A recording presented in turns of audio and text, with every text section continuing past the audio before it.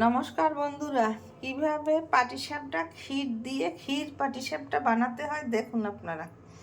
আমি এখানে দুধ নিয়েছি 2 কাপ, এখানে 1 কাপ চিনি, 1 কাপ ময়দা, আধা কাপ গুঁড়ো দুধ আর চালের গুঁড়ি 2 কাপ, একটা ডিম আর এখানে ক্ষীর নিয়েছি। এইগুলা দিয়ে এখন পাটিসাপটা বানাবো। এখন চিনি দিয়ে দিলাম 1 কাপ, গুঁড়ো দুধ দিয়ে দিলাম আধা কাপ, ডিম একটা দিয়ে দিলাম, লবণ দিয়েছি আধা চামচ, এখানে ময়দা দিয়ে দিলাম 1 কাপ,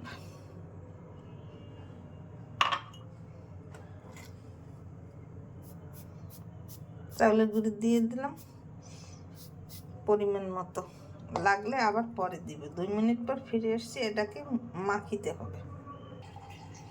2 মিনিট পর ফিরে এসেছি, এটা হাত দিয়ে ভালো করে মেখে নিতে হবে, দলা আকার যেন না থাকে। এইভাবে ঘন করে ব্যাটার গুলতে হবে। এই দেখুন, এইভাবে গোলার পর এইভাবে দিলে একটু ডুব ডুব করিয়ে ফেনা ওঠে, তখন বুঝবেন হয়ে গেছে।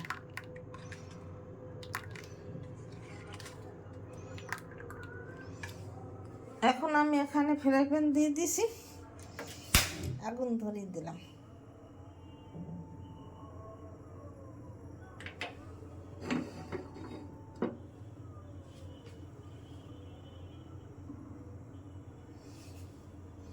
বেশি আছে ভাজা যাবে না, কম আছে ভাজতে হবে।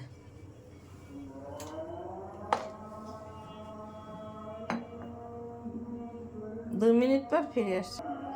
2 মিনিট পর ফিরে এসছি, ফ্রাই প্যান গরম হয়ে গেছে। এখন অল্প একটু তেল দিয়ে এটাকে সাইডের দিক লাগিয়ে নিতে হবে।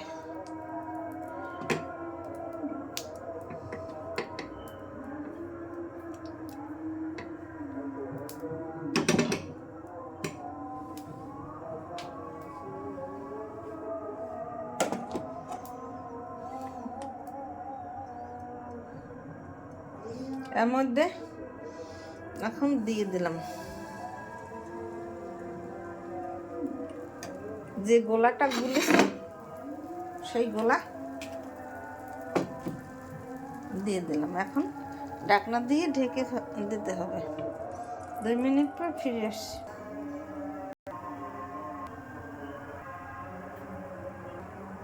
2 মিনিট পর ফিরে এসছি, এইভাবে হয়ে যাবে।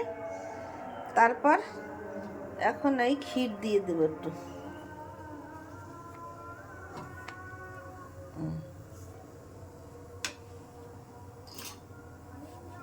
এখন ফিরিয়ে দেবো এইভাবে।